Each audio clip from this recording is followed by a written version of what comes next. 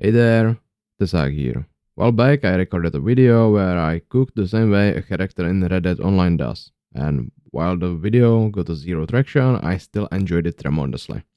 For that reason, I am back with more game-like cooking recipes. This time around, it's all about 7 Days to Die, and let's start with a simple water made of snow, because I got the perfect condition for that.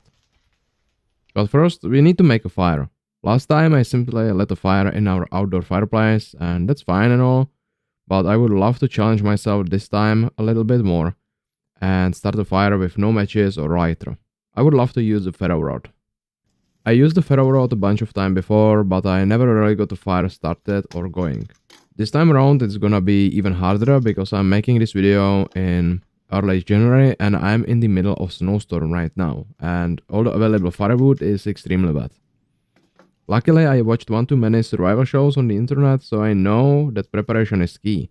And while the 7 Days to Die, all we gotta do to start a fire is to hit the tree a bunch of times with an axe, then load it into a campfire and click start. In reality, it's a little bit more complicated. I started by splitting a little bit of wood into smaller pieces and then some splinters as well.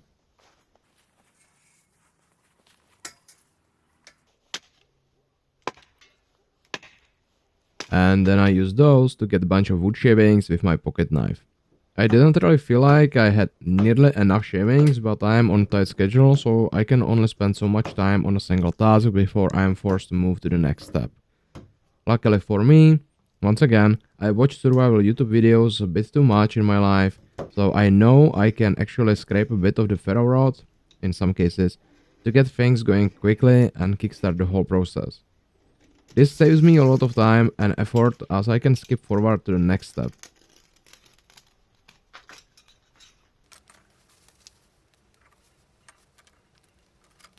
Which is doing my best to actually keep the fire going.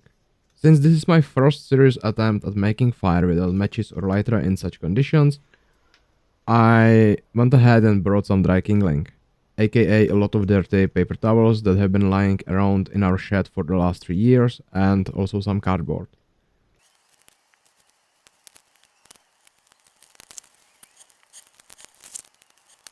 And even that wasn't enough and I had to resort to using dried tree bark I collected about 4 years ago. I didn't really wanted to use the tree bark, but it's basically using the tree bark or not having a fire in the first place right now. And I don't think the camera mic captured it, but even after almost 30 minutes of continuously burning more and more tree bark, the wood is still damp enough to resist catching fire and just keeps hissing at me and releasing a lot of steam. I think it's time to actually start working on the water though, and we need to boil it using some containers. Luckily for me, I went on a scavenging run recently and helped myself to a campfire cooking kit.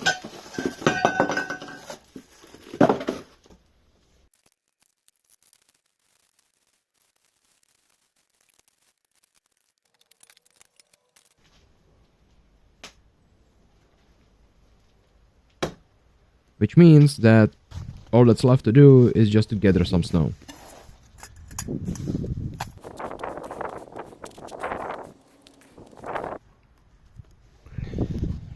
And now that we have the fire burning, cooking pot unboxed and snow gathered, it's time to melt the snow.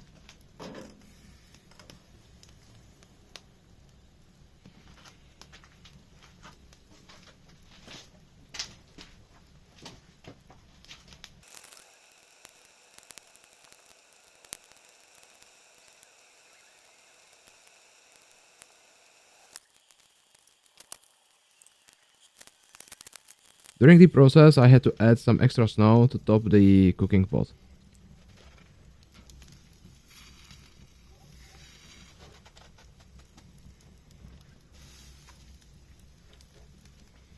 And eventually, when it's all done, I'm just gonna bottle it in the same way the game does.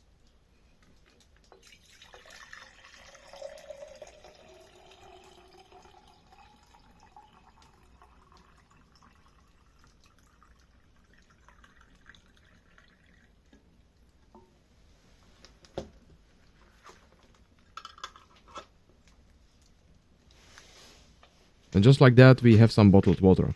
Although I would argue This one is more of a murky water at this point. I would certainly not recommend drinking this one without purifying it any further.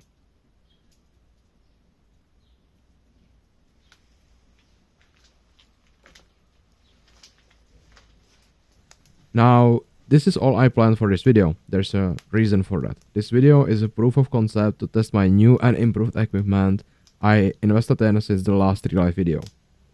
And I also wanted to improve my fire starting skills.